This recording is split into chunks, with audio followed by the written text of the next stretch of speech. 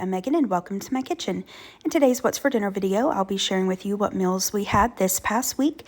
Now, if you missed last week's video, I mentioned that we went to Kentucky to celebrate Christmas with my dad's side of the family. So the first few meals from today's video are from us being out of town, and then the last meals are us back home. So if you would like to see what we had this past week and get some dinner inspiration, just keep watching. For dinner this first night, we just ate at the rental we were staying at. I had bought some just packaged sandwiches and salads from the deli at Walmart when I did a grocery pickup order. So we've got one of their Italian subs, some fresh cut pineapple, and this BLT salad. And then the rental we were at luckily had ranch dressing. I feel like those little Sally kids, they never have enough dressing for me. But anyway, we just had that. And I took some of the lettuce from my husband's salad kit and added it to his sandwich. And that was our dinner this night. Now, next, this isn't an actual dinner, but I wanted to go ahead and include it. This is our family Christmas party. I mentioned before on my channel that my dad is one of 6. And I've also mentioned that his mom, my grandma Lois, passed away when I was, I think, about 8 years old. My grandpa had gotten remarried maybe a year or so after she passed to my grandma Linda. And we had Christmas together for years and years and years. But several years ago, just different things happen. People get busy and, you know, things happen and we stopped having them. And my grandpa passed away about 4 years ago, and then Grandma Linda passed away about 2 years ago. And just in the past couple years, I've been wanting to, you know, kind of start back the tradition of getting together. And last year, one of my cousins tried to plan it, but it was too close to Christmas to try to plan it. So this year I thought, you know what, I'm just going to start early and plan this. And so my husband and I hosted it, and it was really, really wonderful to spend time with this side of the family. So we just did a potluck. I made my glazed ham, which I've shared before on my channel, so I will include a link to that down below. My uncle made turkey dressing and gravy, and my cousin made some yummy mashed potatoes. My mom and dad brought some gravy. My uncle made dressing. Now, he makes his dressing differently than how I've shared how my granny on my mom's side makes her dressing. He adds like celery and mushrooms and bell peppers, and usually when he makes his dressing, he'll do one with oysters and one without. This year, he did both without, though. But it's different, but it's really, really yummy. We love it. Then we have a green bean casserole. A couple of my aunts brought deviled eggs. Another of my aunt brought some sweet potatoes. We've got some cranberry sauce. I made pea salad. My mom and one of my aunts, I think, or maybe my cousin. I can't remember who brought what. I wasn't really paying attention. But we've got some green beans, potatoes, salad, a different kind of ham. This has a cherry glaze on it. I know my Aunt Sue brought that. I remember seeing her set that down. And then we've got some macaroni and cheese, some more deviled eggs. And you might look at this and be like, oh my gosh, but all of these deviled eggs, I think, got eaten. We love deviled eggs in my family. And then we've got some rolls. The one in the background are Sister Schubert rolls. And then in the foreground, Aunt Sue made some homemade rolls. And then we had some honey butter. And my Aunt Kathy made some homemade jam. I don't know if both of the things of jelly were the same. They're homemade jelly. Sorry, not jam. But I know I heard her say that one of them was like a dandelion jelly. And then we've got dessert. So my mom brought some peanut butter cookies. She made a banana pudding.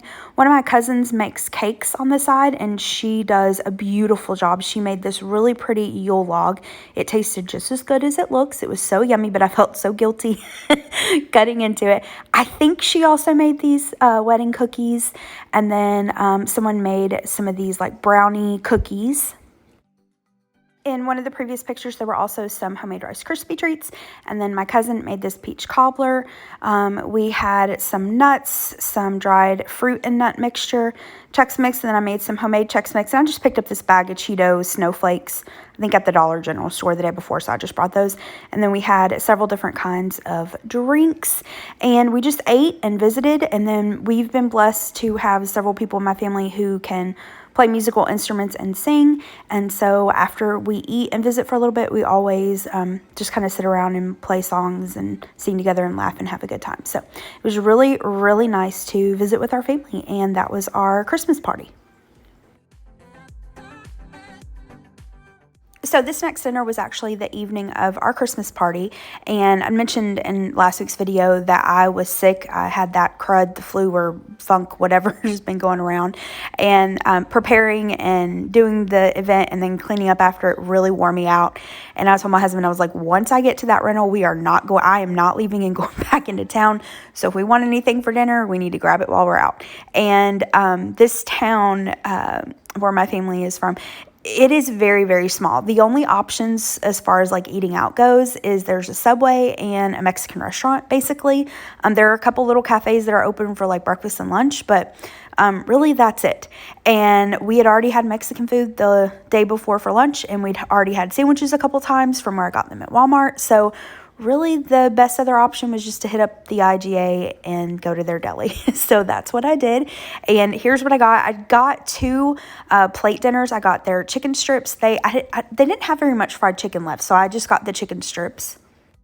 And for my sides, I chose the broccoli, cheese, rice casserole, a roll, and potato wedges. For my husband's side, I got macaroni and cheese, fried apples in a roll. And then the lady talked me into getting some sauerkraut wieners. I haven't had them in a while. And what I ended up doing was just kind of eating a little bit of all the different sides because everything just looked really good.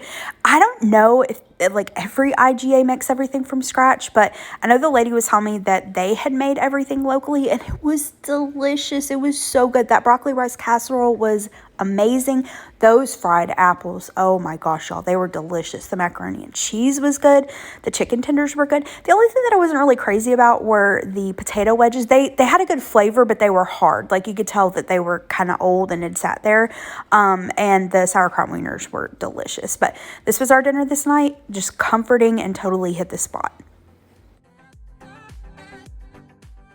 So for dinner the next night, we had traveled back home. This is kind of a more chatty what's for dinner video. I apologize. But on this particular day, like I said, we traveled back home, and we were seriously out in the middle of nowhere. And we're driving and just listening to Christmas music and, talking, and heard this really, really loud pop. We were like, what's that? Maybe a rock flew up and hit the car or whatever. And about 15 minutes or so later, the air pressure light in the car comes on, and I pull over, and we have this ginormous bolt sticking out of our tire. So luckily, we made it to a gas station in a small town. AAA came out and put the spare on for us and inflated it, and we were able to drive about maybe 30 minutes or so up the road to Cookeville, Tennessee. And first we tried going to the Firestone, and they told us it was going to be like at least a 4-hour wait. We noticed that there was a Walmart literally directly across the street, so we ran over there, and Walmart was able to get it on for us in about an hour or so. So we made it home safely, but by the time we got home, again, being sick, wasn't really feeling into doing anything complicated for dinner, and I didn't really have any meat thawed.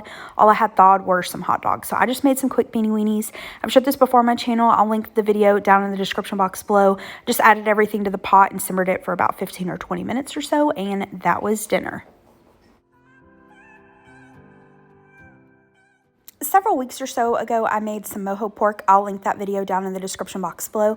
We had leftovers, so I'd placed it into the freezer, and I decided to do Mojo Pork Nachos this night. I just pulled the meat out and allowed it to thaw overnight in the refrigerator. And then here is everything I'm going to use to make the nachos. For the tortilla chips, I have these kettle style. I get these at Walmart. This is like our third or fourth time having them. I really like them. I feel like they're really crunchy, and they really remind me of tortilla chips we get like at Mexican restaurants.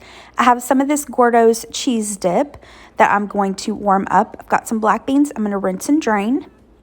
I've got some fresh salsa and guacamole, and you can absolutely make your own, but again, with traveling and being sick, I was just trying to make it easy on myself this night and kind of set myself up for success rather than expecting myself to make everything from scratch. I also have this Smokehouse secret sauce, ended up not using that. I laid out some shredded iceberg lettuce, and then for the condiments, I set out the salsa verde, some pickled jalapenos, this guacamole salsa, and some sour cream. And then all I did was just lay down the chips. I warmed up the pork in the microwave and then just added my desired toppings. This was my plate, and then my husband came in later. I forgot to get a plate of, or a picture rather, of his plate. But he basically pretty much had everything except the smokehouse dressing on his. And that was our dinner this night. The next day, it was rainy and just super dreary outside, and I wasn't feeling well, and I wanted something really comforting. And I mentioned before on my channel, creamy Italian chicken is absolutely one of our family favorites. We've been making it for at least 15 years or so. I have a dedicated video for it. I'll link it down below, but it's one of the first ones that I did. But let me show you how to do this real quick. It's so easy. So in my crock pot, I'm going to add in some chicken breasts. Now, I happen to have fresh chicken breasts for this, but a lot of times when I make this, I will use frozen chicken breasts. I'm also going to add in some chicken broth to my crock pot. Now, if you are using frozen chicken breasts, I would not add any extra liquid until the end. You may not need it because the chicken will release juices on its own. I'm going to sprinkle some dry Italian dressing mix over the chicken.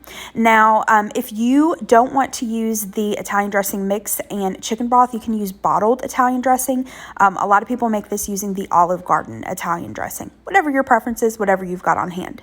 I'm also going to add in a can of cream of chicken soup and then the cream cheese. I used to separate this out. I used to just add the chicken broth, the Italian dressing, and the chicken, cook that. Once the chicken was done, then I'd add in the cream of chicken soup and the cream cheese. Now I just throw it all in at the same time. It works out. It works out just fine either way.